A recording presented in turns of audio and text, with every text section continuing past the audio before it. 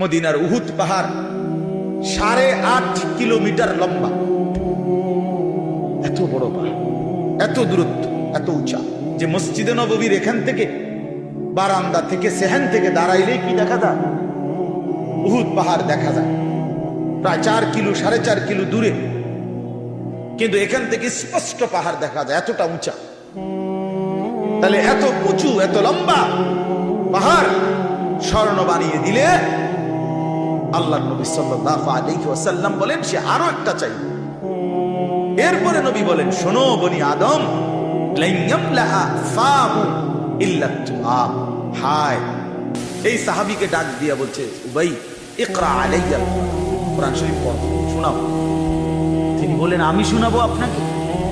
আমরাই তো শুনি আপনার সামনে আমি কোরআন পড়বো, এই সাহস তো আমার নাই।